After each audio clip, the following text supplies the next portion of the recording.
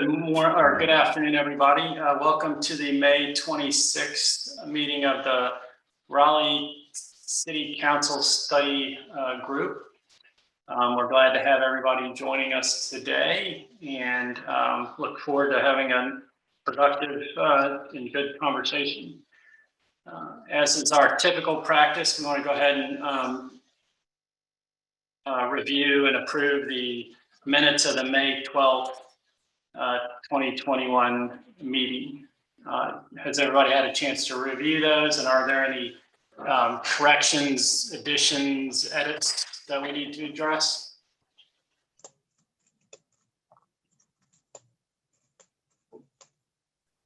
Hearing none, then I'll entertain a motion to approve the May 12th meeting minutes. So moved. Got a second? Second. Okay, we have a motion and a second. All in favor of approving the May 12th, 2021 meeting minutes, say aye. Aye. Aye. Aye. Anyone opposed? Hearing none, okay, we've approved the minutes. Just a bit of a summary from our last meeting. We kind of reaffirmed again our understanding or our consensus on the 4-year terms, staggering, and the approach to staggering, which would be district representatives on one side of the cycle and at-large and mayoral election on the other side of the cycle. And then we started our discussion on salary or compensation and how to approach that. And we looked at the a spreadsheet and the research we collected, and the general consensus was we acknowledge that there's a significant gap between strong mayor, council forms of government, and council manager forms of government. And council manager forms of government really is the only approach that's used in North Carolina with regard to the large cities. And I think the general approach was that we thought that we should be in the neighborhood of the higher tier top 3, I think, cities and or jurisdictions, could be counties in North Carolina. And we, I think, agreed at this meeting we were going to try to actually just come up with some numbers based on that. I did reach out to a consultant that does work in this area, and he kind of confirmed that. He said he wouldn't doubt that there are cities that have taken unconventional approaches to compensating elected officials, but he said that the overwhelming majority of cities that look at this essentially do what we've been doing, which is identify kind of the peer cities, whether nationally or within a state, and use those to kind of guide where they think their particular city should be in that kind of band of compensation. One of the things I did, I as you noted, I forwarded to you a couple documents. One of them, trying to pull it up here. One of them was the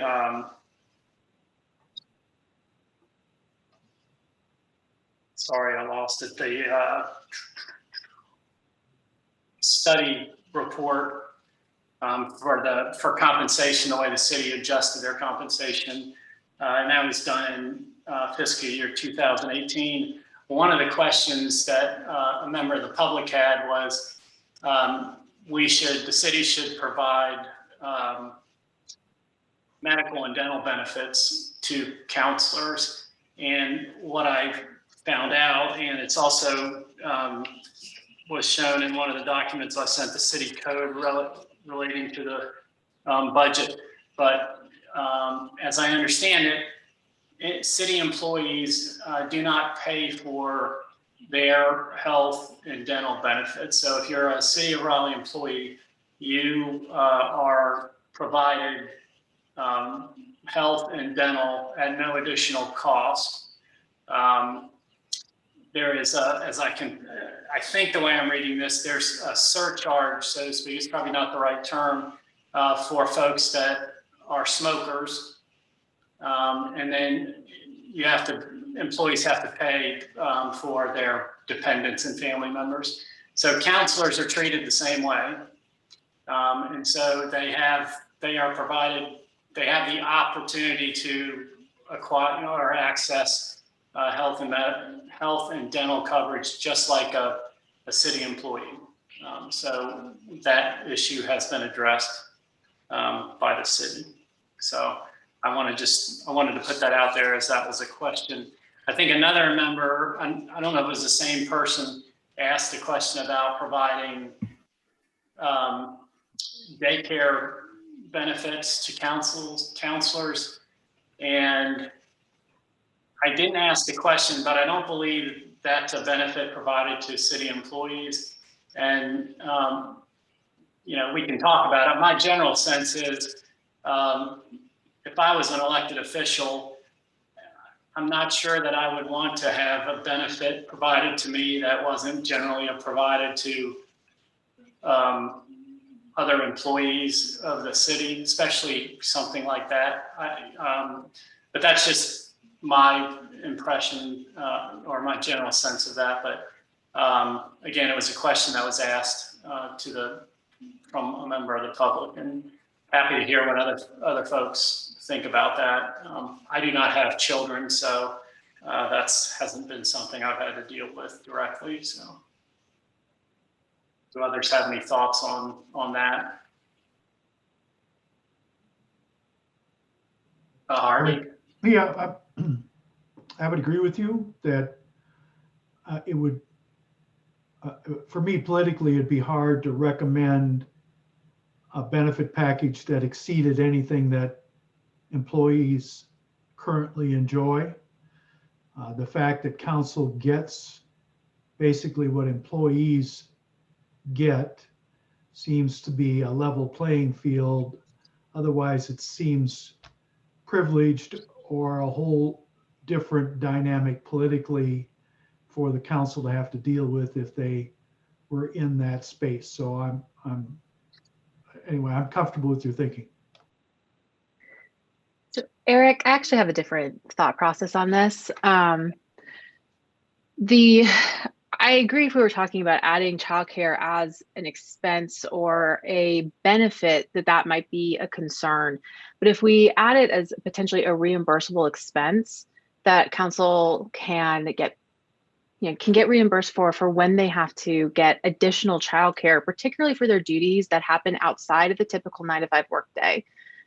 Council members, we've already established this is not a full-time job, it's a part-time job. They're going to be balancing childcare responsibilities or caretaking responsibilities with, their potentially a second job, their council job, and then their kind of outside of normally scheduled work hour, attending responsibilities, whether that's attending council meetings or hearing sessions or community, listening sessions that they're having to host on the weekends and in the evening, and having to organize childcare for those kind of not typical childcare hours, I think is a unique responsibility and a unique burden that we expect from our council members, for them to be able to be responsive and to show up in their community and to be accountable to their voters whenever it is that is going to work for their community needs.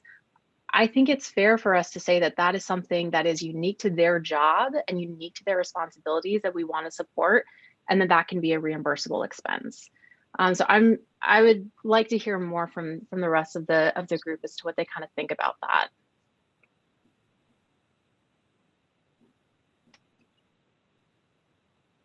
I'll be happy to jump in. Catherine, I think that's good thinking, but tracking those expenses in a way that doesn't present problems for the elected officials. I mean, anytime you get into that kind of situation, people can have differing opinion upon whether that was a needed or an unneeded expense. So if we were looking at the general expense budget that we give for counselors, that might be a way to address that by boosting that to some level. And they can choose to use it for gas, or they can choose to use it for food, or they can choose to use it for childcare. I have a little difficulty in getting into that reimbursable conversation per se. Otherwise, I still view that as providing a benefit perhaps beyond what the employees are getting, with often a similar amount of expectation of time and energy. So quick response. Go ahead, Kathy, sure. Thanks. On the political side, so you're absolutely right, Harvey, that like this is a potentially a politically complicated question or issue rather. And it makes sense that there might very well be, if we were to figure out a way to offer this kind of benefit to council members, that some of them might not choose to take advantage of it. They might not need to, they might not like the political optics. This is something that is happening in a lot of different places around the country and at different levels of the political discussion. So I know that there are a lot of particularly national campaigns that are dealing with whether or not childcare expenses are reimbursable on the campaign trail, for example. So the Federal Elections Commission has recently tried to figure out how they're going to categorize that. And it's a question that is increasingly being brought up, particularly as more mothers get into races. For a lot of reasons that we all know, a lot of fathers don't tend to require this kind of support. They don't tend to require a lot of these types of reimbursements. Female candidates do, because they still typically bear a disproportionate responsibility for childcare within their home. And so it is something that is kind of fresh, and it is new, and it is trying to be debated. So you're not wrong there. This is something that is controversial, to me isn't the right word, but it is something that people are wrestling with in a lot of different contexts. But to me, that goes to whether or not a candidate or whether a council member, how they're going to approach that and what judgment calls they're going to make about the role of that in their representation and how voters are going to view that. I would hesitate for us to kind of decide on the front end that, well, that's a bad political decision and and council members won't want to or shouldn't do that, if that makes sense. But I'll stop now and let other people also pitch in. Well, one thought. Oh, go ahead. Oh, sure. This is Beth. Just, as somebody who, wouldn't be sitting here if it weren't for reliable childcare, I can certainly sympathize with that. But my thought on that issue, though, is that we ought to create a compensation package that's sufficiently generous that it would accommodate childcare if it were needed for a particular candidate. And I would say, it avoids the optics of, having to take advantage of a reimbursable account that perhaps would be disfavored. And I would also say that I feel that same way about transportation as a reimbursable account. I tend to think that ought to be, an expense that's sort of lumped in with the general compensation, so that we don't have a disparity between someone who drives everywhere as opposed to someone who might walk or bike everywhere. So I tend to think, having those items as a general compensation package are a better way to proceed. Well, I think we jumped ahead on the agenda because we were in the summary phase, and then we jumped ahead. Sorry. Hold all that. We'll get back to that, but we've had some development. So on the agenda, our next official item was to get a status report on the election cycle and where we are on that. So I'm not cutting this off. We'll just continue it on the other side of this. And I wanted to first see if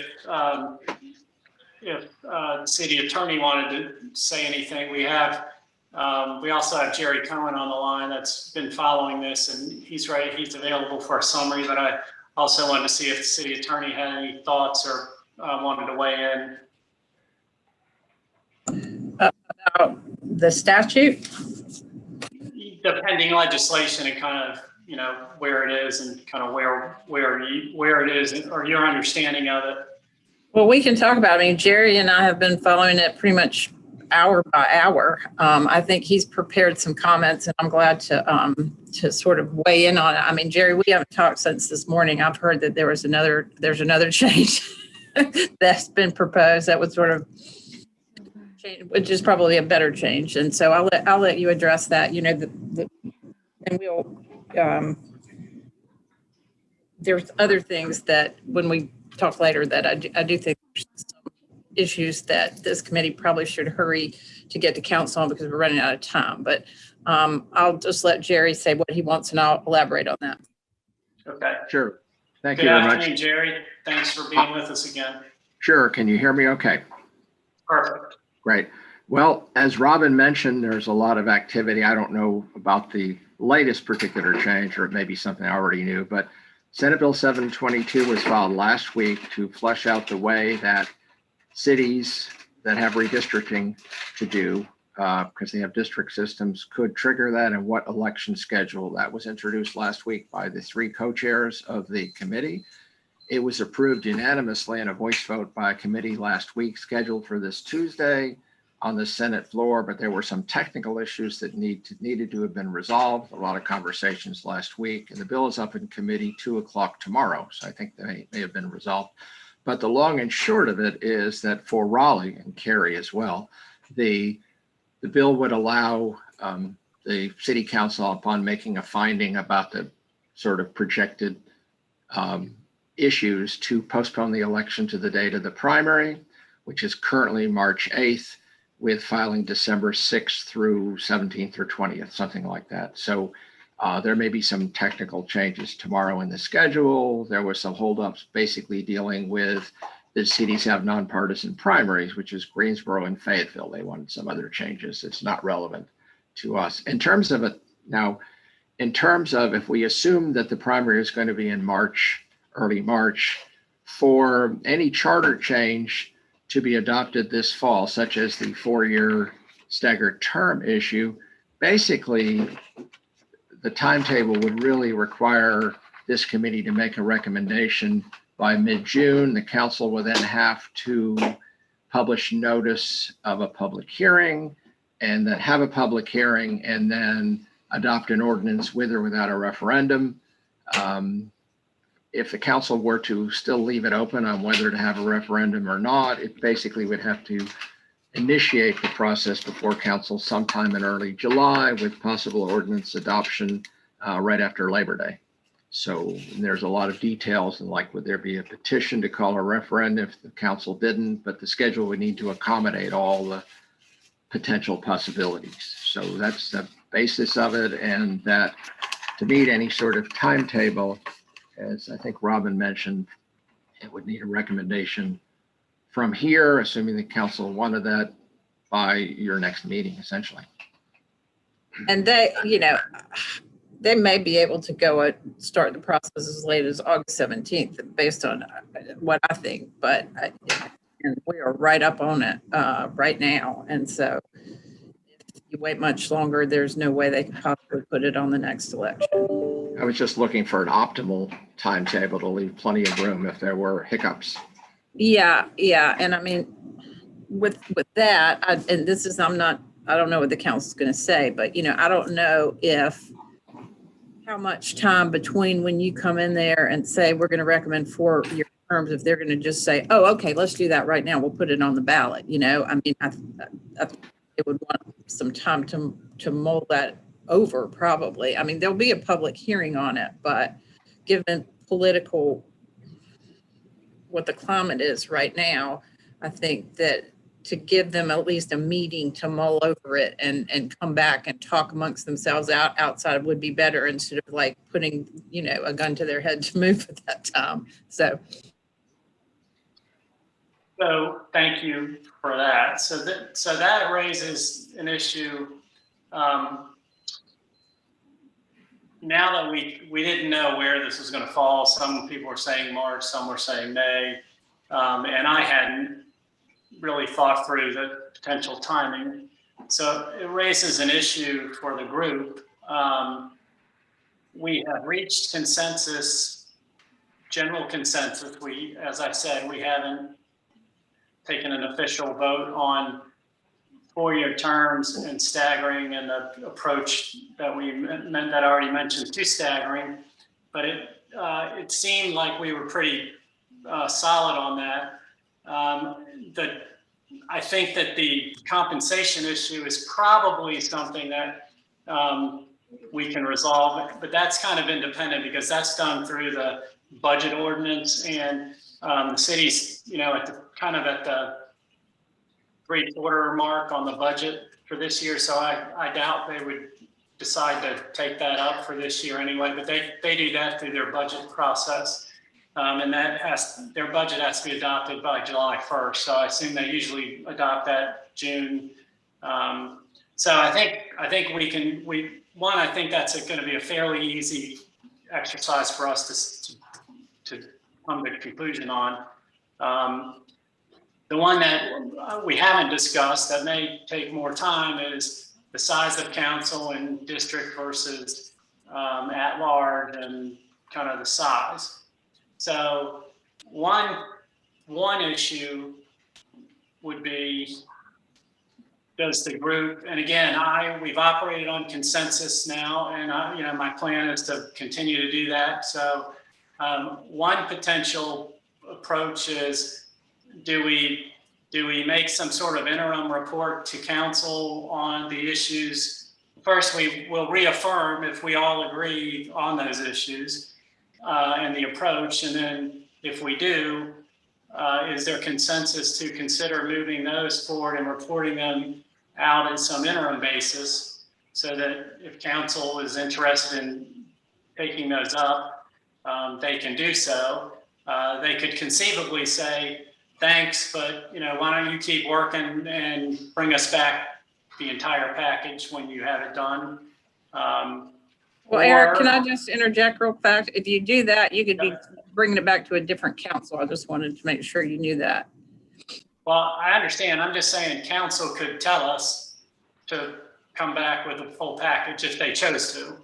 The other option, if we didn't want to do the interim approach, is we just put our nose to the grindstone, and if, again, assuming the group would like to present something to council for them to potentially act on in relation to the March election, we could keep going. We could meet more frequently and try to do that.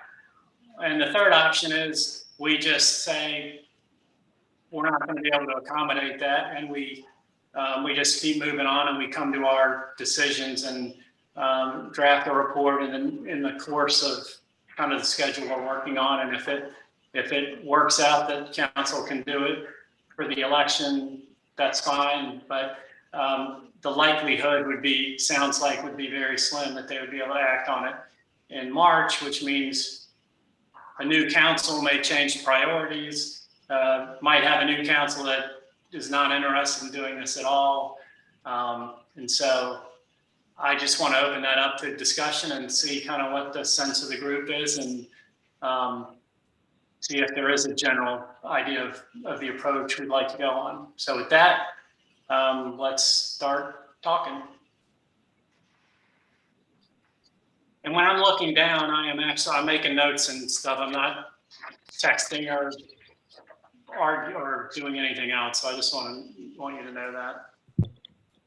I'd say if that we have consensus on some items, and those items would be helpful to the council to have the option to make a decision that could be carried out by the next election, that we should deliver those recommendations to the council. Like, if we still have other things we need to work on, we can still work on them. But if there's things we're prepared to say we as a group have come to consensus on these items, I see no reason not to go ahead and communicate that to council. Do others have views? I hope you do. I'm going to ask everybody. So, Beth, you look like you're ready to talk. Yeah, I would say I agree with that, and I also wonder, if we might be in a position to move forward with broader recommendations. I know we have a full agenda today, and maybe it's worth seeing what we're able to accomplish today, and then determining what remains, and perhaps we can even have an abbreviated schedule such that we could have a full report on a shorter timeline. I think I was trying to remember at our first meeting, I think our original goal was June anyway, wasn't it? Well, when we first started meeting, I think we were still under the assumption that we were going to have the election in the fall, and it was unlikely that we were going to be able to make any recommendations that could be acted on if the election was in October, because we started in January. And I think, and then as it became more evident that the election was going to be delayed, but we didn't know how much, we decided to start meeting more frequently. But I don't think anybody, I know I didn't sit down and say, okay, if it's in the fall, if it's in March, how does the timeline work with our schedule? And personally, not being familiar with it, I was thinking, if it's in March or April, we've got a number of months to do this, but I didn't realize, I didn't really think through the procedural steps that the statute requires. And so that's kind of how we got where we are. Sure, and so, I don't have a good understanding of that either. I was just thinking I know we had a goal when we started, and I think maybe that slipped a little bit, but I would be in favor either of the interim report or, depending on how much we think we can achieve, perhaps a full report. Others, Harvey? So, given the timetable that Gerry sort of outlined, any kind of report from us has got to be first or second meeting in June, preferably the first, which is next week or the week after. It might be useful for us to just simply raise our hand to the council and say we want to give them an interim report. And then if we can move along faster and finish it up quicker, I wouldn't mind giving it all to them at once. But it does seem that if we're acting as an agent on behalf of council, providing them what we know to be some flexibility in their deliberation, being a little bit more intentional earlier rather than later, feels appropriate to me.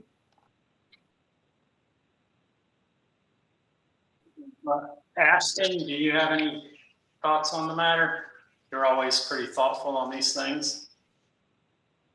Thanks. I think I generally align. Some of the concerns I have with an interim report is not having the full story, the full narrative pulled together enough that it's ready for public scrutiny. So if there's a piece of that maybe, we want to show the support with the data that we've utilized, or kind of tell the story about how we arrived at some of these consensus points, will we have the chance to tell the whole story? And if we don't, are we potentially setting ourselves up for these recommendations to be shut down?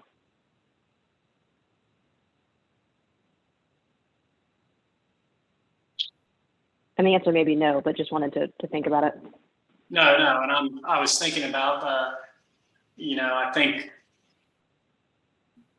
I think we have, through our discussions and the data we have, I mean, we have plenty to justify it. Now, I think you're getting to the point of packaging it so that, you know, it appears that we've done our homework. I mean, essentially, it's, I think, kind of said that. And we, you know, we'll have to, if we decide that we want to do something, then we'll have to kind of decide how to deliver it. Catherine? Yeah, I have a similar concern as Ashton, from the perspective of, I think it would make sense to do an interim report for the ballot sensitive topics that we're discussing. So obviously that includes the term limits, or not term limits, the change in duration of terms and the staggering of terms. That might also include, however, whether or not we're going to recommend that the composition of council changes, either to add additional seats at large or district based. And that's a discussion that we have not touched yet. So I don't have a prediction as to whether or not we will reach a consensus with time to put down on paper the rationale and the things that were considered for that decision before the end of June, right? Like doing it by next week, I don't think is at all a reasonable lift. If we want to make an interim report on the, again, kind of ballot relevant topics by the end of June, I think that's doable. I don't think we'll be able to do it with just our 2 meetings that are currently on the calendar. I think we would need to do more meetings as well, particularly once we start actually putting this a recommendation in writing. But I think it's doable. I just think it will require more of us than what is currently planned. So, well, let me get, Diana, let me get you to weigh in if you are willing and want to. Yes, I'm kind of in line with Ashton. I think we're rushing it. So yeah, I think we need to have a little bit more time with packaging it all together. Does that make sense? Okay. Well, one question I have is, I guess, going to Catherine's point about the size.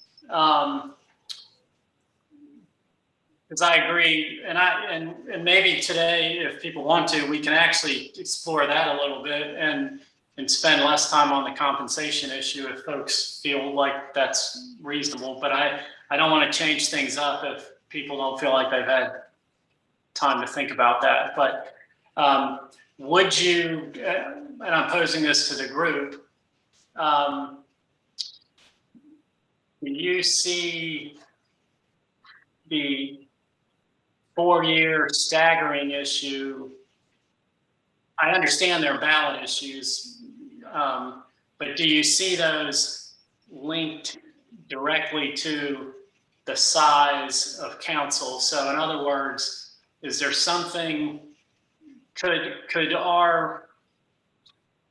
whatever we determine in terms of the size of council and the mix of at-large and district, could the outcome of that discussion change anyone's view of 4 years and staggering?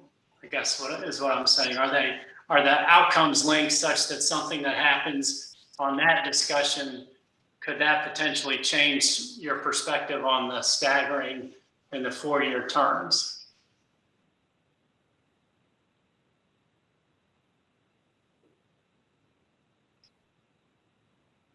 Because at least I don't hear I'll weigh in on that.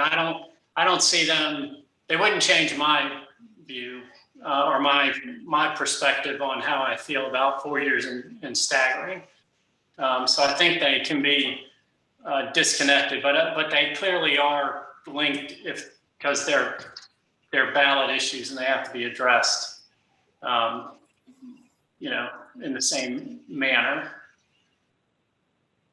But do we want to, I guess the other side is it important enough to keep them all together so that there's potentially a risk that 2 of the 3, which might be able to get it done, none of them might be able to be achieved by this council in March. So I guess that's kind of a fundamental question is, how do people feel about potentially, there might be, if council was interested in it, there might be a way to get 2 out of those 3 done, potentially all 3 done. We could still accelerate our meetings and our efforts to address the 3rd item. But we could at the same time have at least reported to council that, from the other 2, there's consensus that that's the right approach, or that's our recommendation for them to consider. And so I'm just posing that. And Justin, I left you out. I'm sorry. Yes. Well, one thing I look at is, oh, no worries at all. I guess the broader scope or the big picture of this and the public perception. A lot of these agenda items are highly politicized, and everybody, we all have our different opinions and views and assertions on each agenda item. But certain people look at these as interdependent upon one another, not being as mutually exclusive. And I would tend to think if we're, I guess, with the spirit and purpose and intent of this group to come up with a comprehensive and collective thought, that we would put together a thorough and basically a thorough narrative, a rationale, explaining a rationale, for coming up with these resolutions and these conclusions, or how we rule on each agenda item per se. That would be my approach, and hoping that we aren't viewed as prioritizing certain agenda items over the other. And that would be my trepidation in putting forth a interim recommendation to council at this time. I'm of the opinion that I would be up to meet more frequently if we are under the gun and we want to meet our target June 30th date, if so, just to put this out. So that's also a suggestion. But for me, I just want to be able to put something out, a thorough picture, a thorough narrative of how we collectively came to this resolution on each agenda item. Let me ask. Sorry, I'm going to ask Stacy. Could someone get in touch with Councilor Weeks? He's having trouble logging in, and he wanted to know if he could join by phone. And I don't know. I don't have the technical capacity to do that. And can you please text me his phone number and I'll call him? Yes. Sorry about it. One thing while we're doing that, just as a point out, well, 2 things. I agree that I'm also willing to put in additional time if it helps us get across the finish line. I think we can talk through that a little bit later. But as a point of clarity, I keep hearing references around the size of council and the distribution of at-large versus district. And my understanding is that's not in our purview unless that's changed. I thought we were chartered with 2 or 4 year terms, staggering terms, and the timing of those changes, compensation, and then increasing voter turnout and engagement, and that there was, in theory, going to be once we have the census data, potentially another group put together to look at the distribution of council members in terms of representation. But I did not understand that to be part of our scope. Have I misunderstood that, or has something changed? It's interesting that it was a little, when council originally voted to establish the group, the 3 items that you referenced were what they authorized. And then there were some subsequent meetings when they talked about expanding the size. And then there were meetings that said they wanted us to also look at, or had the ability to look at, the size, and then it really came down to a couple council members said to open it up. So I think they clearly adopted the size, the 4-year term, staggering, and compensation, and voter participation. I think they authorized us to look at that other topic. And so I think, as we were going forward, I think our original discussion, probably to go back and look at the meeting, we said, I think now that you raised that issue, I think we actually said, we're going to focus on these issues. And then I think we may have even talked about an interim report, or reporting on these, and then telling council we were going to spend more time, looking at this other issue if they wanted us to continue. So, that Eric, can I just say one thing? I just want to just make sure everybody's clear, because it's not my choice, it's y'all's, but just to know that if for any of this to apply, and Gerry can chime in, number of council members, all those kind of things, for 2022, which we believe that the election by either the state or the council or this bill or whatever will likely be moved to March. And in order for these changes to be in effect for that election, then there would have to be some report to the council, probably by the second meeting of June, and even the first meeting of July is going to be pushing it. But so that's what you're working on. So I think that I just want to make sure you understand that. So if in fact you don't meet that deadline and you wait, then any kind of changes that would go into effect would have to be in 2023, which would be the next election, which would be about a year and a half later. Gerry, did I say that correctly? That's correct, Robin. You can have different timetables for different elections, but we're running on a pretty soon we'll be on a short fuse to do anything to be effective in 2022 if the council were to desire to do that. So, and again, it's not my choice one way or the other. I just want to make sure everyone is aware of what those timetables are, and then I'll just stay out of it. So I think that's saying that. I think. Go ahead.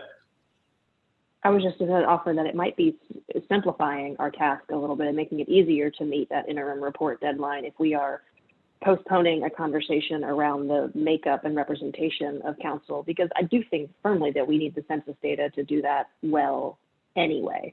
And so does it make sense to kind of rush through that conversation at this point when we really could potentially tackle the stuff that's a little more timely and lighten our workload a little bit at the same time? And that's why I wanted to raise this issue with us, because it appears that we have a good opportunity to make several recommendations to council that would give them the flexibility and the option to potentially have them go into effect for this upcoming election. And while, again, I'm kind of a practical person, my preference would certainly be to develop a complete report and get it in their hands so that they can act on everything, and have it go into effect to the extent they want to in 2022. But it appears there might be a logistical risk that we aren't able to do that. And if we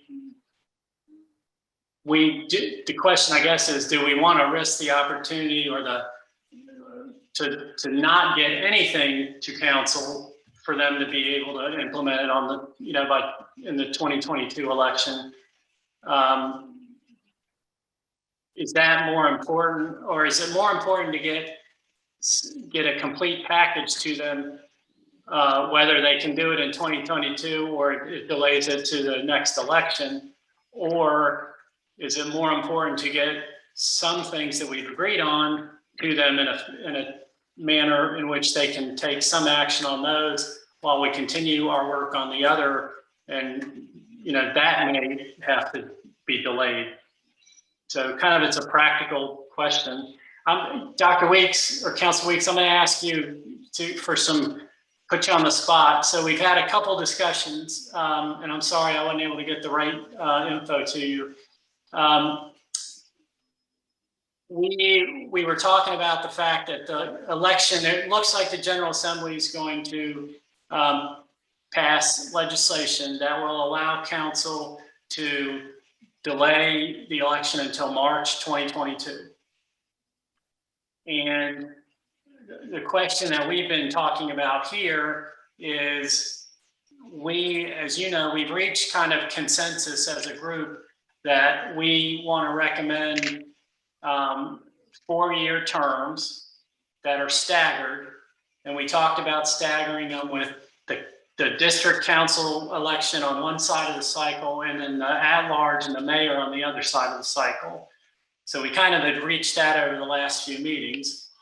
We were going to talk about compensation today, but the issue Gerry Cohen and Robin raised or explained was the timing and the kind of the procedural statutory procedures that council would have to follow to implement any of the changes that we might recommend to be effective for the March 22 election would really need to means that we as a group would need to make our recommendations in June.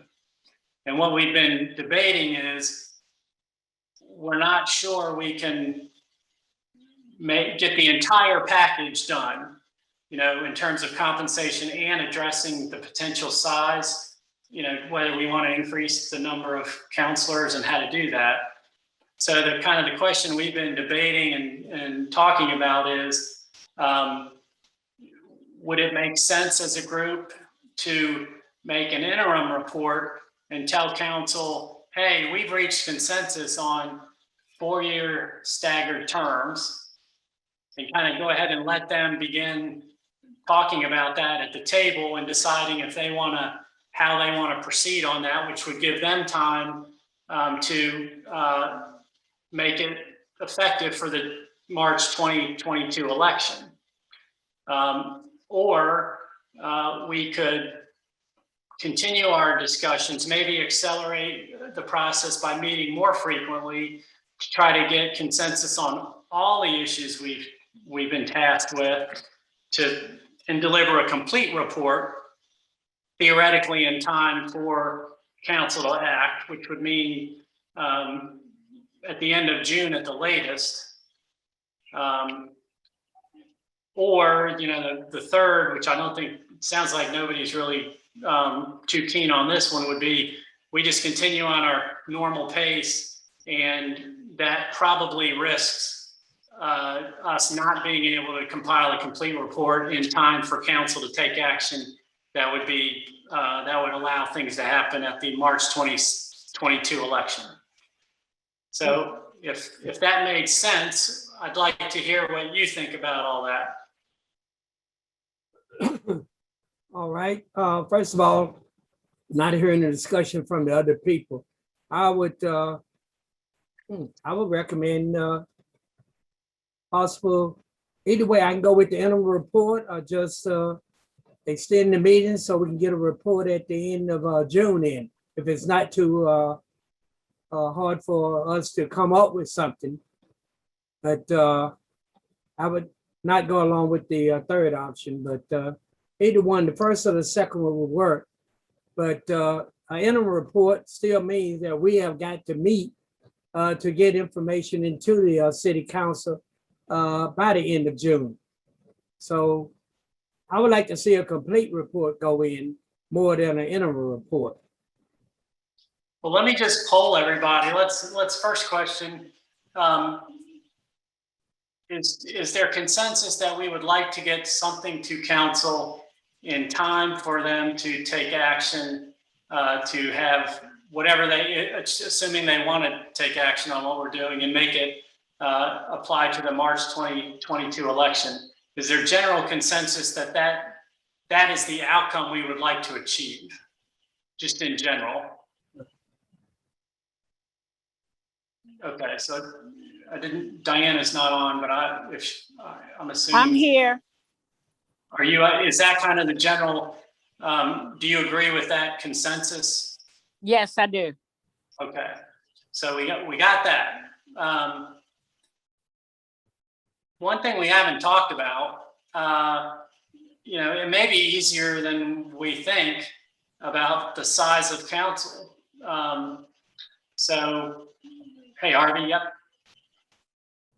I am a little bit on Ashton's thinking here. I'm uncertain that I feel compelled to do the size of council conversation at all. Now, there may be some assumed element in this, but in the written documentation, I didn't see that as a primary issue, unless that's a methodology that we would use to try and increase participation. So I would be happy to keep our conversation confined to the 3 areas in which they were confined in, and see if we can't do a forced march to be able to get them a report by, I think, probably around June 22nd or June, and maybe Robin could tell me when the second meeting in June is for city council, but that could be our task. But I don't want to overly. 15th. What's that? June 15th. June 15th. So it's the 1st and the 15th. Yeah. So we got. Well, what if we? Well, let me pose this. What if we? And I have to admit, it was not absolutely clear on the size issue. What if we did? What if we take the approach that we know for sure that at the meeting where they created this group, the 3 big, the issues were term staggering, compensation, and voter participation. One thing I know I talked about in the very beginning was our first meeting, I think, was, we report out these issues, and then as part of that, we can one of the asks can be, do you want us to proceed on addressing the size issue, and get clear marching orders on that, and ask them to clarify it, because I think if you all look back at the meeting, the subsequent meetings where they were talking about expanding the size and reaching out to more potential members of this group, it got a little watered down, and it was, it wasn't perfectly clear. So that's another approach. And I think if we can get compensation done. And I think with some potential help, I don't think the report has to be an elaborate, detailed drafting effort. I think we have the research we've done. I think we can, address how we did it, and the meetings are all recorded in the minutes. We can package all that and have a narrative. And I think we can get that part done and just ask them, do you want us to go back and finish this task and continue the effort? Again, I'm just posing potential approaches. Hi, Eric. This is Justin. One thing, excuse me, I would say is if we are prioritizing our time and resources between now and June 15th, I believe we can accommodate that schedule in terms of addressing our original or the original intent or those original items that were posed to the group to discuss and to come to reach some consensus and deliver a report. Now, I think obviously I believe the scope of our group has expanded a bit in terms of what we are to research, and so I believe if we are just to reprioritize and kind of reset and restructure and refocus on the remaining time and resources, I believe we can knock out the original items of discussion or the original objectives of this group. That's what I'm of the impression of. Well, I mean, is everybody ready to start meeting more frequently? If we are, we can just, you know, I'm willing to just pound this out and, you know, work to see where we can get. You know, our Wednesday's good. We can start meeting on a weekly basis. I don't know if that's enough, or if people have other ideas about how to, you know, how we can accelerate things. Catherine? Yeah, so to point of clarification, and then on the every Wednesday, remember we couldn't do the alternate Wednesdays because I believe Nirvana's responsibilities with the soil and water conflicted I with didn't that. remember that. Thank you.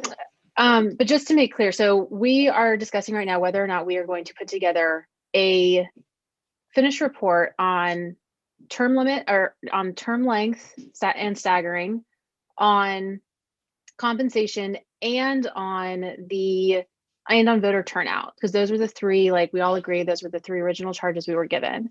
And we are wanting to do this by the 15th. So really by the 14th, so that council can consider it at their meeting on the 15th. Because I think the first two are totally possible before the 15th with additional meetings. I don't think that the third one is. We haven't even begun talking about voter turnout and voter engagement. And I would hate for us to take something that is so important to the community in particular and shove that into a truncated 2-week discussion process because we are interested in finalizing these other two issues. I think it makes more sense to focus on the thing that must be before council before June 15th if they want to act on it, which is the term staggering and the term issue. And even though we would all prefer to have a finished product that is completely finished, I know that we all also want to have an excellent finished product. So I am very much in favor of doing an interim report on that first issue and making sure that we put in front of council everything that they need to decide whether or not they're going to put it on the ballot for March of next year. But I'm not in favor of us trying to do all three issues in the next, what is that, 20 days, 18 days? Yeah. Yeah. And I think the thing about voter turnout,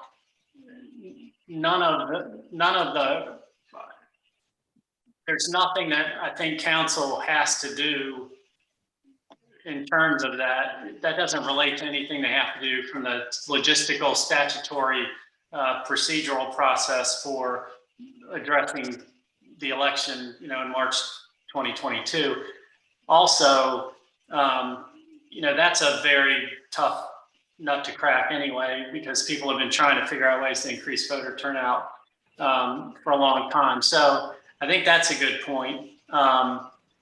Eric, can I mention something else? If you want it on the agenda for the 15th, I don't think you have to have the report in hand before that, but the agenda is published Thursday before. So, and if you would have to make a decision as to whether or not you are going to report something out, I think by the Thursday before the 15th. So Luke could at least put a line item on the published agenda. Man, I'm getting a lot more appreciation for what you all have to go through to get things done. Hey, Harvey. No idea. Yeah. Especially when it's electronic. Right. Yeah, especially when it's. So I look back in the February minutes, and it was my bad. We did talk about the extra council members as part of our task. I don't know if we came up with that or was handed to us, but we did talk about it. So I just wanted to clear that up. I think we ought to just start our conversation on the salaries. Let's get that behind us. Let's try and set up a forced march set of meetings here and try and be done so that we can be on the agenda for the 14th or 15th. That would be my recommendation. I move that we try and get our report finished in time by the 15th of June. Well, if people willing to go ahead and try to make that happen? Yeah. Well, what if I know that this wasn't the plan today, but the compensation again is not something that they can address anyway right now. Do we want to kind of just go around and have a general discussion about size of council now and just start, without not suggesting we're going to have any sort of resolution of it, but to start having a little bit of a discussion about it and put off the compensation till the end, because I think that one, that doesn't have to be packaged at all. But I mean, I know we'd want to do it. So we've got a little while. Do we just want to talk about it and see what people are thinking on it?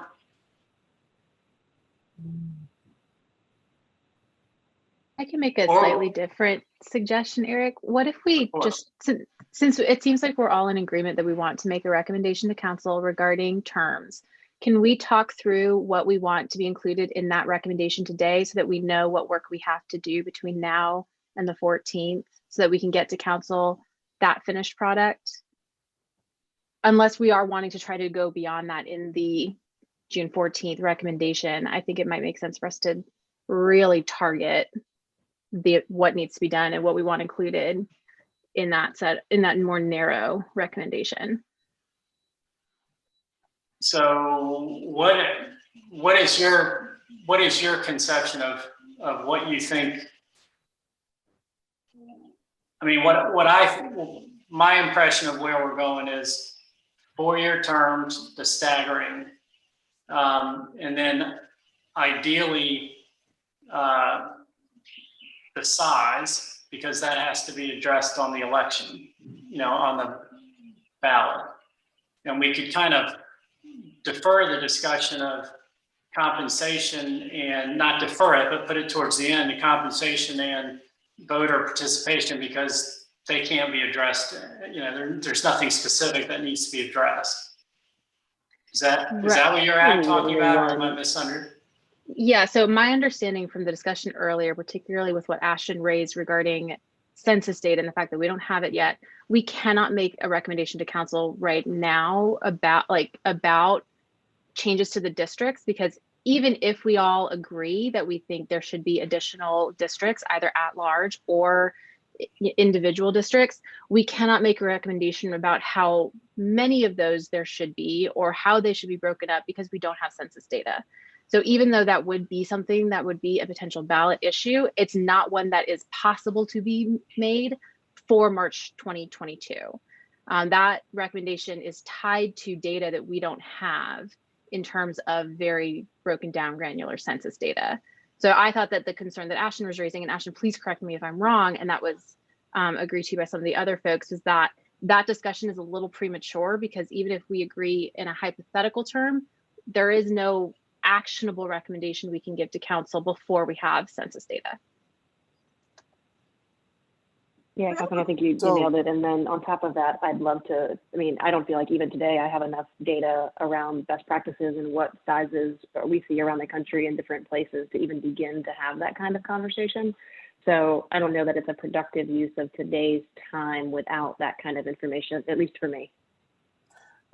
So if I could, I guess, suggest what is feasible between now and the 14th. We're looking at just 4, and just to be completely clear, the term length, the 4-year, the staggering, which we've addressed, and the 2 remaining agenda items of compensation and voter participation and turnout. So with those, is everybody in agreement based on, I guess, the time length, what we have left, and the resources in terms of what we have left remaining to discuss? What are your thoughts? I mean, the way it's postured right now, and the group said we'd like to get something to council to act for March 2022. I think the things that are teed up that, are 4-year terms and staggering. I think we also have time to finish compensation, even though that's not an electoral issue.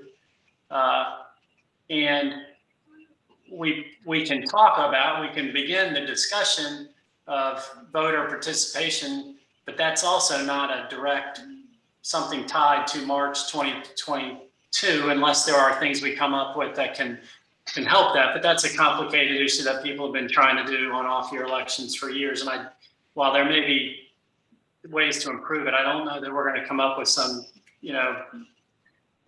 perfect solution. So, my thinking would be that we try to tackle compensation today then, because I hear you.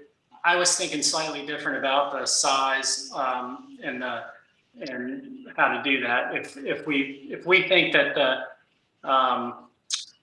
census data is necessary for that, then I think that makes the decision easy. The things we should focus on to get to council are 2 of them we've already reached consensus on: 4 years, staggering, well, 3, and the approach to staggering.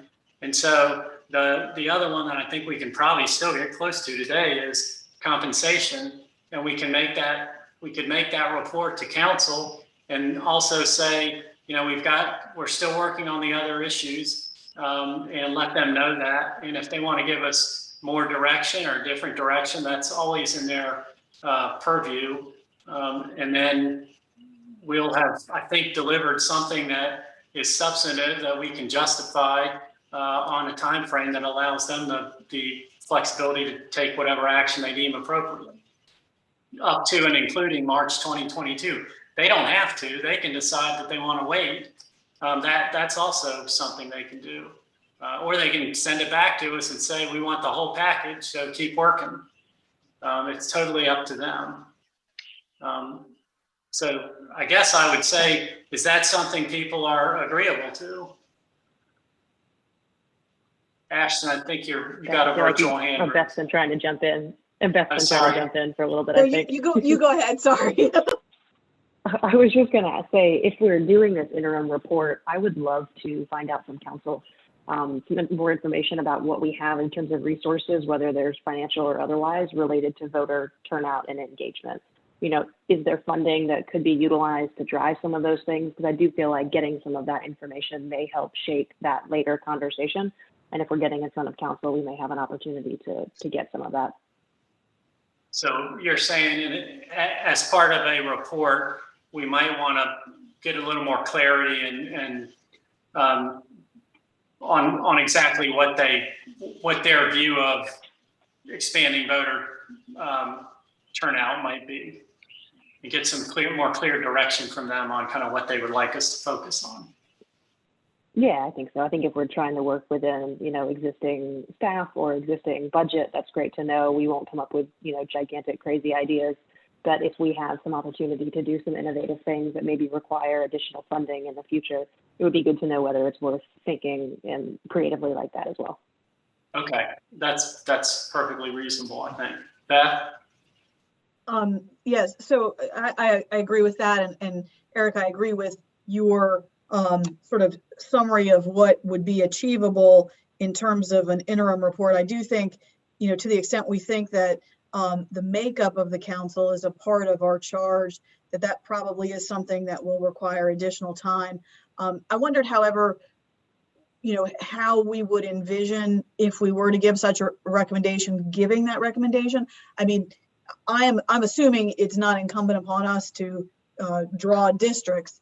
And so I almost wondered if, how important the census data is for us if we are making a more general recommendation, i.e. if the population has increased by X percentage, or, district representations are above, X number, then, we think there ought to be another district so that representation is, less than, 100,000 people or 75,000 people or whatever the research reveals. And so I was just sort of wondering how, y'all envisioned a recommendation from us being formulated, and then, you know, that would, I guess, maybe inform whether we need the actual data or not to make that recommendation. Well, the way I initially envisioned it, and I could be totally, you know, this isn't something I've ever dealt with. You know, in the spreadsheet we have, you know, we have whatever cities we identified, and we have their district representatives. And what we essentially did was divide the population by the number of district representatives. My thought was, you know, we would look at that generally and kind of say, okay, looking at our peer cities, you know, what is the general population size of their districts, you know, today, relative to how ours play out. Now, we don't know, you know, we've got pretty decent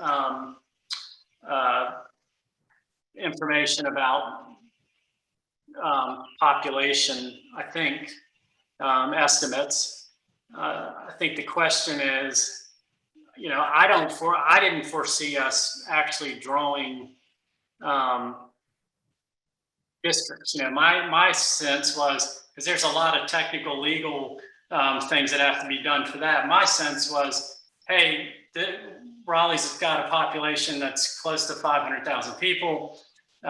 We look at, you know, our peer cities and their districts, and, you know, is it important for us to add district representation relative to, you know, the size of other jurisdictions? And then, you know, as part of that, do we think it's appropriate to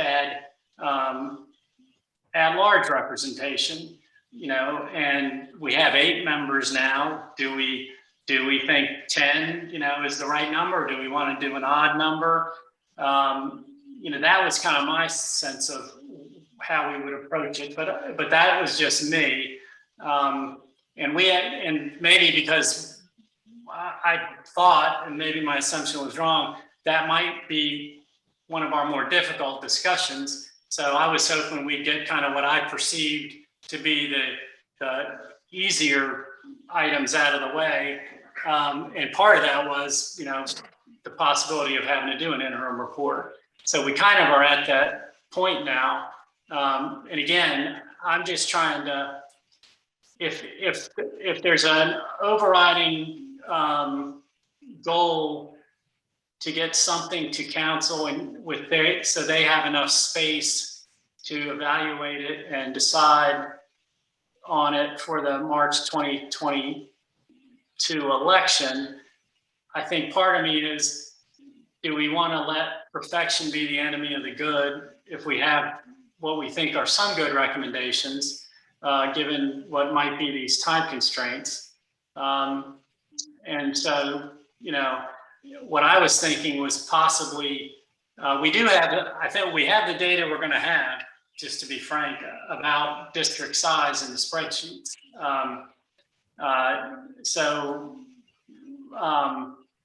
Certainly if there's somebody decides there's something else we want to get, then we can look at it, but that's kind of where we are. And there's you know, council can't be any larger than 12. And that's unusual. I think Charlotte is large. So the question just is, do we want to embark on that or do the interim approach? So I'm sorry, I'm maybe being circular. Harvey, you got your hand up. So I've got this down to, are we going to do an interim or we're going to do total? And so we have to decide that we're willing to do interim in an effort to meet the council. Then we have to decide if we're going to do interim, what that job entails, which I think is 4 staggered terms and the district at large conversation. And we can have that between now and whenever. Or if we're going to do the whole thing and we still want to be timely, we've got to go on a forced march and cover all the stuff we've been talking about. But we need to say, okay, we're going to try and do an interim report because we don't think we can get do justice to all of it. We're going to try and get as much as we can get done now, go to the council on either June 1st or June 15th and show them the research that we've done. And we're still dialoguing some elements, but these are the things that we agree on. And what I hear is we're good on two things, and we haven't discussed this at-large district conversation and the size of council, and we can have that conversation, put a bow around that, move that forward, and deal with how we get people engaged and how we compensate counselors as phase two, and that's just going to take a little longer to get done. Is that a motion? Wait, well, hold on. I'm not quite clear on that. So I want to make sure. I think first of all, are we willing to make an interim report? It sounds like we are, if I'm okay. So we're okay with that. We know, we never took a formal vote. I might ask for a formal vote today, but we've been consistently saying that we agree on 4-year terms, staggering them district on one side, at large, and mayor on the other. So I think we're there on those. I think we can definitely finish compensation, and I kind of have a proposal for that anyway. I'm not convinced that we'll be able to do the district and size and get that packaged up before the 15th. And I'm personally okay with that because I think there's some philosophical discussions, and I think we're going to need to beat that around among ourselves some. But I don't want that discussion to lead to us losing the opportunity to make some positive, or give the council the opportunity to take action on some things that, at least I think as a group, we think are important, that could improve the way the city's, runs for the future. And I've always been one of the people that, if your goal is to, I don't know, I'm not a football player, but if we want to score a touchdown, are we better off getting to the 10-yard line? We've made some progress, and we've got more work to do. And I view putting up, getting to the 4 years to staggering, and the way to stagger and compensation to them by the 15th, I think is a admirable. I think it's a good goal. I think it's a substantive, substantive effort that would lead to improvements if council wanted to act on that, and then we continue our work on the more difficult issues. So maybe that's a motion. That's my view. I want us to be moving forward in lockstep. I'm not going to take a vote, and if it's 7-3, we're not going to move forward. I really want us to, agree that this is the best approach we can come up with as a group under the circumstances we're working under. I agree with you, Eric. Excuse me. I mean, yeah, those are achievable and objective goals. I believe that we can reach by our June 14th date or target. Guess I'm opening up to anyone else. Well, I'm just going to say, that's essentially a motion. Okay. Does anybody want to second it? I second that motion. Oops, Catherine. Go ahead. Right, just to clarify, because I want to make sure, especially, I think it's important that we have a vote and that we all know what we're doing so we can be strategic. So the motion is that we will submit an interim report to the council for their June 15th meeting about terms and about term timelines and staggering, and about compensation. And we are leaving the remainder for the follow-up finished report later down the line. That is what we're voting on, yes? Yes. Okay, seconded or thirded, whichever. Okay, we have a motion and a second. Does anybody else want to add to it? Diana, because you don't have your face on the screen, I want to make sure we're not leaving you out, or I want you. No, I'm here. I'm in agreement. Okay. Counselor Weeks. I'm in agreement. Okay, looks like everybody, then we have a motion, a second, all in favor? Aye. Aye. Any opposed? Okay, then, thank you. I think it was helpful and healthy discussion. So I'm going to keep us a little bit today. We're technically scheduled for 2. We've always ended at an hour and a half. I can put up my screen, but does everybody have the compensation information? I'm happy to put the screen up, but it's hard for me to see everybody and kind of talk. But I'm just going to lay out something I thought about, and I'm just putting it out there for discussion purposes. And again, I'm just throwing it out there. I looked at, and the way we kind of talked last time, sorry, I'm getting to the right page of my notes. What I looked at was essentially the top 3 North Carolina jurisdictions for council members. I'm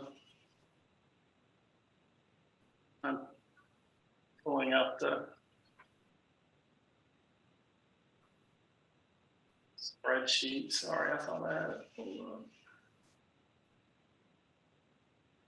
up. So what I did essentially was for council, I used the Charlotte proposed compensation, and for purposes for an update, I understand that they approved the first reading of their budget and didn't make any changes to those proposed adjustments that we went over last time.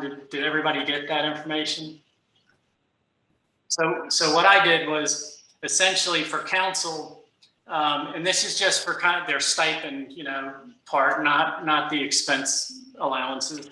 The top 3, as I read the chart, was Charlotte under their proposed number, Mecklenburg County, and Forsyth County.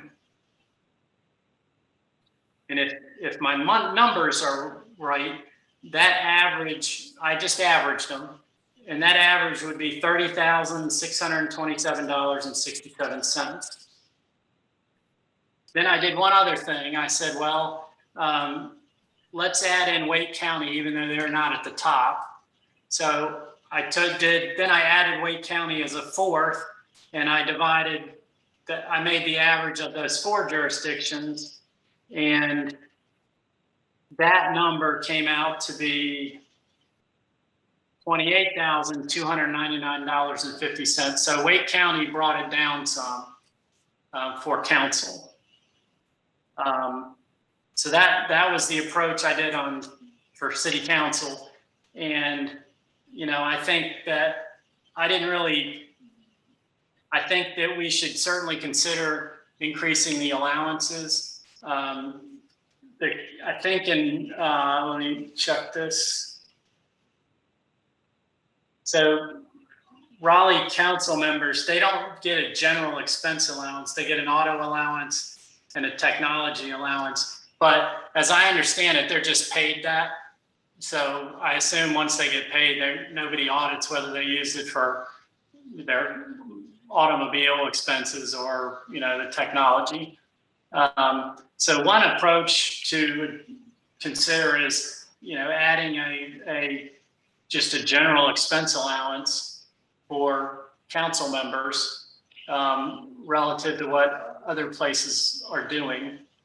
But I guess first off, what do people think about Jewish? That's just a simple approach I took. Do others have other thoughts about how to do the stipend in general? And that would put them pretty close it would put them in the top 3 of the highest paid North Carolina jurisdictions if we did it that way. Not when we included Wake County, but if we just included the top 3 jurisdictions. And I'm certainly open to other approaches. That was Yeah. tried to have some methodology.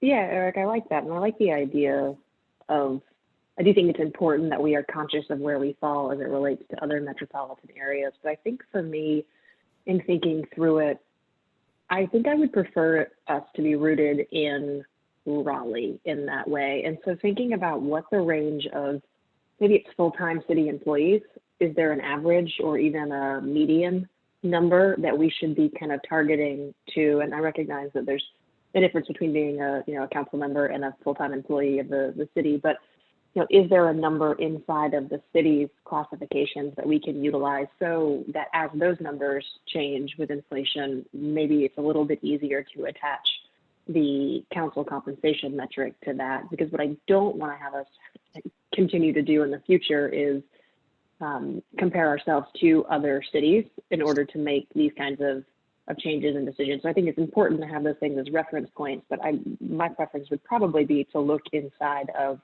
city employees and find a number or a job description or a midpoint that makes sense to put these numbers towards. Well, the one thing that is in the ordinance, there is now in the council compensation ordinance, they are says increases in compensation proposed in the budget for council shall follow the average merit increase recommended for the broadband pay system. So there is in the ordinance, they are adjusted based on this broadband pay adjustment. So that's in there in terms of at least going forward. I just don't know. And like I said, I talked to that consultant, and he just wasn't aware of an approach. So I don't know. I just don't know how to do it. If somebody has a thought on that, but traditionally, and I think this consultant basically said, because of the optics and politics, it has just been kind of the default. And I'm one of the people that says just because people do it the same one way doesn't mean we shouldn't look at different ways.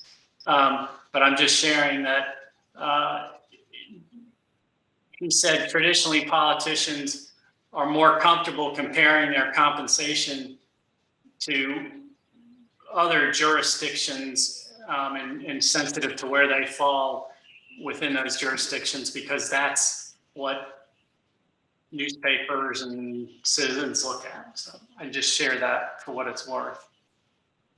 Do others have thoughts and approaches? I mean, there's certainly no right answer to this at all. So I just threw that my kind of crazy methodology out there to get the conversation started. So I'll jump in. But Councilor Weeks had you beat. Let me get him first. I have a question. I thought at our last meeting when we were talking about compensation, then you state something about when we talk about the stipend for city council, that there was some facts already included in that amount. And I thought we stated that the allowance and the technology was already in that stipend. I noticed you got it broken down on here, but didn't we state something that there were some things already inclusive in the stipend that the city council? I agree, we need to upgrade. We need to bring it up to the other standards. But when we talked about when you looked at your thing about the annual auto allowance, I thought that was already included in the stipend. But if they went over that and went over the mileage and they wanted to put in for reimbursement, they can do that. I need clarification on that. Maybe the city attorney can give us something on that. I thought some things was already included. If it's already included, we can include the allowance thing in the top amount that we're trying to give them under the stipend. The ordinance that's in place right now specifically states, and I'll just read it to you if you haven't looked at it. It says the mayor shall be paid an additional sum of $100 per month, and said Right. sum shall be an allowance for in-city expenses. So they set their stipend in the budget every year, but these allowances are set forth separately in the ordinance. And then it goes on to say, all council members shall be paid an additional sum of $150 per month, and said sum shall be an allowance for auto travel. All right. And then it also says council members are eligible to participate in the city's health and dental and voluntary enrollment or insurance programs, and may choose to have a cell phone allowance of up to $42 per month. So those are all set forth separately outside of that stipend number. All right. On the then on the city budget public hearing that's coming up this week or next week rather. Correct me if I'm wrong, but I thought I saw if we tried to go along with what they're going to do for the city employees. Correct me if I'm wrong, but I thought in the budget it only stated 2% across the board. Maybe someone can help me on that. I thought I saw that in the budget for the public hearing. If that is the case, does that 2% raise that they're talking about in the budget has anything to do with the city council members? Yes, the way as I understand it, the ordinance now treats the city council just like the city employees. So if they receive a 2% across the board raise, then council's stipend would go up 2%. And if whatever the council decides on that, it applies to them too. So I don't think it's 2%. What is it, Brandon? Isn't it for general employees? Some are 2 and some are 4. I don't know, maybe, and then others are 3. I don't know where council would fall in that. That's the question, right? It says the average. Sorry, Eric. In the proposed budget that the city manager introduced at the last council meeting, it was a 2 to 4% range based on where an employee falls in the overall pay scale for that position. And the ordinance says they get the recommended for the broadband pay system. So I don't know what that means, but they're not in the broadband, but I think that just requires a call or an email to the manager and the HR director. Yeah. The point is, I don't think we need to get hung up on that. The point is, now council has implemented by ordinance an annual adjustment that is consistent with how city employees are, their pay is adjusted. We don't have the exact precise method, but they're treated similarly to how how employees are treated. So I think for us, the question is, we've got to kind of reset the base stipend for council. And I think everybody, yes, Harvey. I don't know. I thought I heard Ashton saying that we needed to compare counselors to workers in some way as a way to get to our stipend number? Or were you talking about the annualized increases? I just want to make certain I'm on the same page, because I thought I heard you say you were interested in seeing us look at members, people who work for the city and comparing them somehow to council. Is that a fair assessment? Yeah, that's kind of what I was driving, was the idea of not just of pegging the increase, but of pegging the stipend itself to some number inside of the city employee pay structure. So let me respond to that, because I have some discomfort with that, much as if I were to be paying the same amount. This is not a good analogy, but it is an analogy. If I were paying the same amount for chicken by the pound as I was for steak by the pound, because those are two different items and they have different pricing structures. And I wouldn't compare my beef price against the chicken price because one's one thing and one's the other thing. So to Eric's point, I have felt comfortable having this conversation circulating around comparable counselors elsewhere, because I think that's defensible. Once we get inside the city's framework with employees, which employee do you choose? Does that make them employees as opposed to elected officials? Is there a different dynamic? And I thought that was where you were headed, and I'm not certain that was the conversation we were at. Yeah, thanks, Harvey. And I'm not saying that I disagree with the idea of pegging it entirely to what other communities are doing as well. I guess my thought had been really to find some kind of average or maybe even a median across all full-time city employee salaries, or maybe it's a median in the lower quadrant or something like that. So it's a little bit more generalized than comparing a customer service manager to a city council member. There's obviously not a direct parallel there, but just really looking at how can we make this about Raleigh rather than build how we compensate our elected officials based on whatever arbitrary numbers other municipalities are using.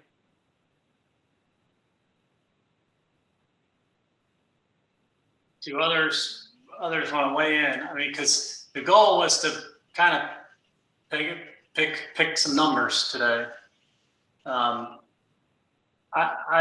So I'll ask others that haven't weighed in. I mean, there's not going to be a perfect approach. There's not a handbook where we can just, pick this. The question that will come from a elected official perspective will be, it's not us having to defend that position. It's going to be them having to defend it. And Councilor Weeks. Yes, I have a question for Brandon. You mentioned a step 2 through 4 when you were talking about the budget. Who puts in the steps 2 through 4? You're talking about employees, I know about that, but where will the city council members fall within that percentage? As Robin said, that would really be a question that budget or HR would need to answer, or the manager's office. Okay. They're the ones that administer the budget. It was a 2 to 4% range, not necessarily Okay. steps. All right. So others want to weigh in on how we got to get to a number. I mean, at some point, we're going to have to get to numbers. Beth? Eric, I would say, I too feel more comfortable looking to other elected officials in our area and in the state as a means of calculating an appropriate compensation for our council. And I would say, as I was reviewing the materials provided, my approach was somewhat like yours, figuring out what an average of comparable communities was as a means of, defending compensation for our elected and appointed officials and elected officials only, I guess. And I would say I appreciate the discussion about the code mandated allowances as compared to total compensation, because as I alluded to earlier, my thought was, well, let's just pick a total number and pay that number out however it's paid out, rather than having people submit receipts for reimbursement in a way that might not end up being the same. It sounds like that is not actually what happens, and it is the construct of the code that requires some of that. So that's my perspective. Well, I actually think that they get paid out, those allowances. They're not receipt based. Yes, that's what. Okay, I want to make sure that I want to make sure I understood, or you understood that. And then I think there are exceptions. There's some language in here, if they go to an out-of-state conference, I think there are provisions for reimbursement above, that for if somebody goes to the National Mayor's Conference and things like that. But But I think these allowances are for their day-to-day activities and responsibilities. So I'm just going to keep pressing. You know, at some point we need to come up with numbers, actual numbers. And Catherine? Yeah, so I had a similar approach to you, Eric, in looking at the other North Carolina jurisdictions. I didn't average them. I kind of feel like I'd be really comfortable with a stipend in the 27 to 29,000 range, depending on how we also deal with the allowances or other forms of expenditures. And that really is just kind of my personal judgment around those comparable cities. I was honestly a little surprised that the Wake County number was so low, that their stipend is 24,000.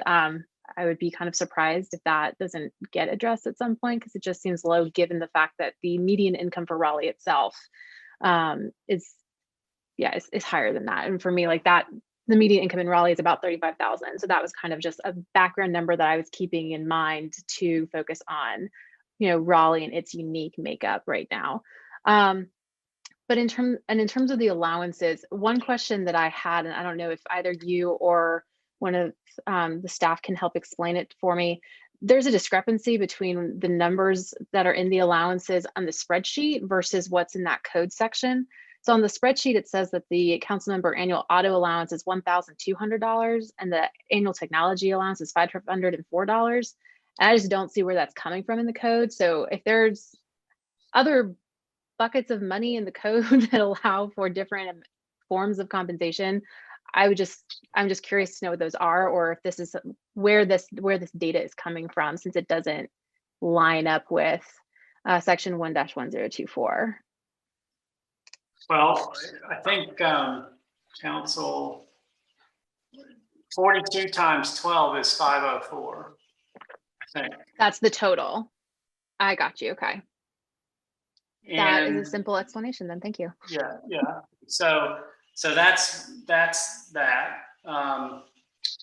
And the only reason I added in, I think Wake County's low. Maybe they're waiting for Raleigh to come back with theirs and they'll piggyback off of it. But yeah. I just thought of two approaches: average the top three, and we call it a day. Or we say, hey, we averaged the top three and we brought Wake County in because it's in our jurisdiction, and that brought it down a little bit. Just as thinking about, hey, when they ask us how we got the numbers, you know, that would be a justification. Again, you know, I'm just looking for a logical approach. I think we all agree they deserve more compensation. I'm just trying to come up with a logical approach that, you know, makes sense and is defensible. I think that any number we come up with, unless it's, you know, some crazy outlandish number, is going to be easily justifiable. And I think the allowances, I think we either should consider, you know, bumping the stipend up more or adjusting the stipends to be, I don't necessarily suggest they go as high as Charlotte.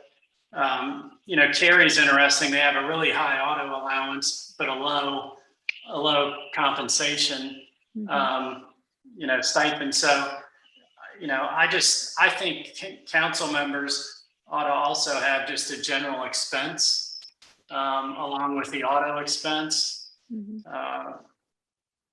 I agree with that. Yes. And I think that, you know, $42 for a cell phone is not that much. I think that could be bumped up. I don't have numbers in mind, but you know, I would,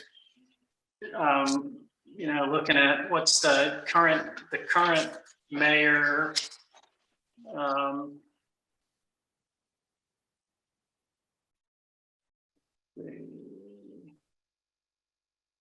I guess I could just look at my. Eric, one thing I would add on the cell phone stipend, much like we talked about with computers and technology at the last meeting, my understanding, obviously HR could confirm this, as council members are offered the option of a city issued cell phone. I think the stipend is intended for a council member who would prefer to use their personal cell phone for city business in addition to their personal use, in the same manner that a city employee who uses their personal device as a bring your own device is getting a stipend that's intended to offset part of the use, but not the entire cost of the phone. Okay. I still think 42 is probably low even for that, given phones today, but I appreciate the clarification. So it's supposed to be an offset, not a replacement or not a full cost of a personal phone. So right now the mayor receives $1,200 expense allowance and $1,800 auto allowance. I almost feel like we could apply those to council and bump up the mayor's sum, bring them both up to a more reasonable number. So we'd essentially give council the same annual allowance as the mayor and then bump the mayor's up some.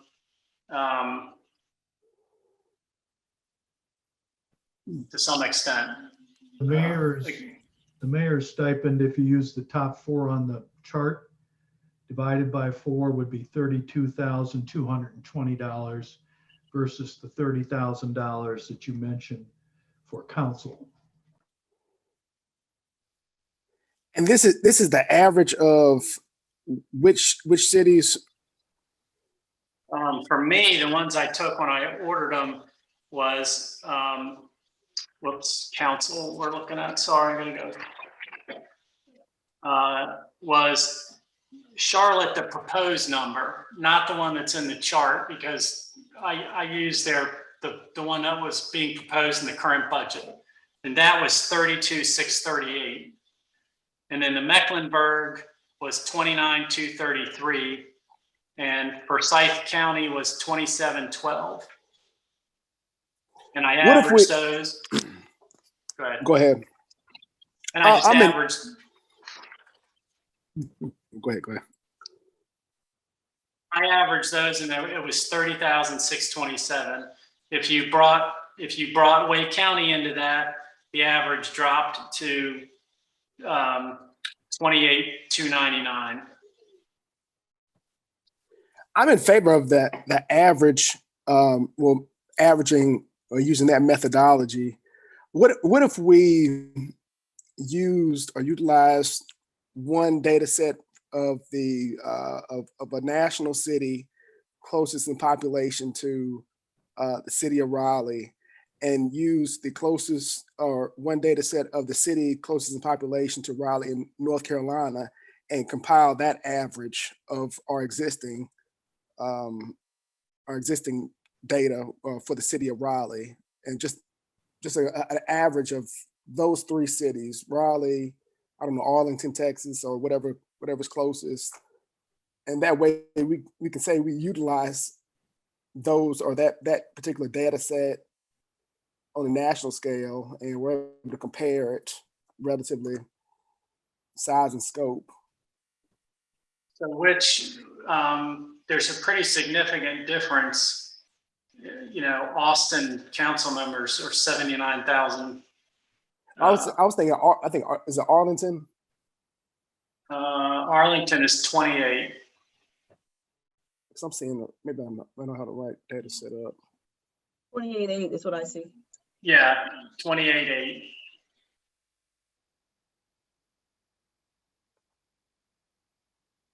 Is that for council or mayor? Council. Okay. Mayor is, for Arlington, is 36. Okay. Eric, it's Robin. I got to jump off. I don't know if the rest of I've got another meeting I got to go to that I can't miss with council members. So. Well, thank you. We appreciate your help.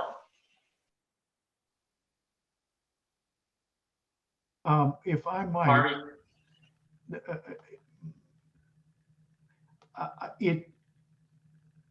It's hard for me to find a way to bring a national city into this conversation and put a box around it that is defensible. It can look like sort of cherry picking.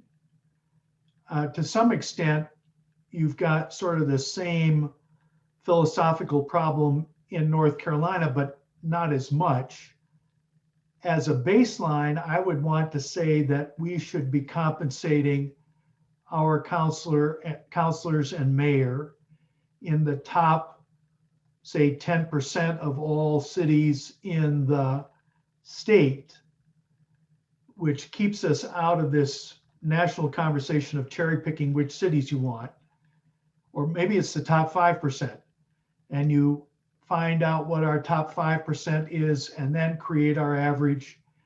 And then if we want to say we want to do 20% over average in that deal, that would be a way for us to put a box around this that would allow for some change over time. So if people did survey those different communities and you took the top percent and then you took the average of that top percent and added 20% as a for instance, you would have a number that would be defensible and be within a system, if you follow how I'm thinking through that. That works, yes. So tell me how you would do that with the data we have. Explain it to me. I'm not a math person. So if we, I haven't looked at the specific numbers because part of this is philosophical, but if we said we'll take the top 5 communities and counties that we surveyed, and we said we're going to survey all of the larger districts in the state. We took the 5 largest, and then we took the average of that, and then we said 20% of that number of the average. Let's say the average is 100, and we add 20%, be 120. That would be the number we would peg. And if somebody wanted to go back and look at this 5 years from now, they could take a survey of all of the cities and counties in the state, pick out the top 5, average them, and then add 20% because we think we're better than, we're the second largest city in the state and the first largest county in the state. So we should be at or near the top of this conversation, and we shouldn't apologize for that. We should just say, this is how we get there. So you're saying again, I'm not a math person, so I'm trying to understand. Average the top 5, whatever that number is, you're muted. Still muted. So I haven't looked at this number to see what it actually generates. I'm sort of with Catherine. I think the counselor should be in the upper 20s, 30 range, and the mayor ought to be higher than that. But we need to sort of back into that number by having a logical way of doing it. So if our top 5 places are Charlotte, Mecklenburg County, Guilford, and Greensboro, and one other, Asheville, and that adds up to 500. You divide it by 5, and then you add 20% because we want to be 20% higher than average. Could be 30% higher than average, could be 40% higher than average. We just need to have a formula that gets us to that number. And I mean, that's okay with me. I'm just looking for a way to get to a number that makes sense and has logic. I took the average of the top 3. I suspected if we do the average of the top 5 and have 20%, we're going to be about at the average of the top 3. But I'm okay. But I want to, I guess. Let me ask. Well, let me make sure. Are we comfortable using the proposed increases to the Charlotte council members? I want to make sure we're all okay with using that because it sounds like they may not adopt that particular number, but it sounds like they made it through one vote. So I just want to, before we I want to make sure we're all on the same page with that. So if we take that, according to the numbers that I'm just looking at, it would be Charlotte, Mecklenburg County, Forsyth, Durham County, and Durham City. Those would be the top 5. Average that and add 20% and see where we are. And then we can decide if we think we ought to add another percentage to it. But that's just the stipend.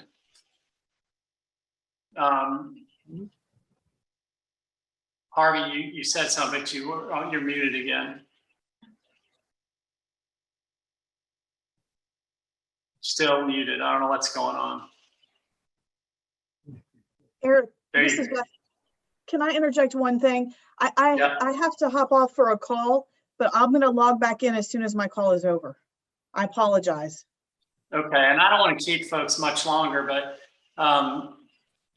you know, let's just go ahead. How about this? Why don't we take your proposal, highlight those on the chart, and fill out the formula? Because the Charlotte information's not in there because it's proposed, so I don't have it in there. So maybe we add that and update the report to reflect likely, and then we do it your way and you try it with my way, see what the numbers look like, circulate it so that we can all, I mean, the question I would ask of the group is, do we generally agree that we want to have the team, our people, stipend to be in that upper 5% or so of cities in the state, or the upper reach, you know, the top percentage of our state, and that it ought to be rational in relationship to its peers. And if we are, then either your formula or my formula will get us there. We just need to figure it out and see what it looks like. Okay, then the next, I'm fine doing that. The next question would be on stipends or allowances. My proposal is to give council the 1,800 that the mayor's getting, and I would double what the mayor's getting to 3,600 and leave the others the same. That's much lower than you know, Charlotte and folks, and but it would be a substantial adjustment. And I mean, I can't say there's logic to it. I'm just, you know, trying to put numbers on it. I think I'd be in favor of a number slightly higher than that for an annual expense allowance, particularly in line with our discussion earlier around, you know, childcare and caretaking responsibilities and kind of like just the host of issues that people tend to have nowadays. I don't think we need to go as high as Charlotte's 5,800, but I think something more in line with 3,000 might make sense. For council or mayor? For council, and then increase for mayor. So you're suggesting for the annual expense allowance, 3,000 for. I think Ashton has thoughts.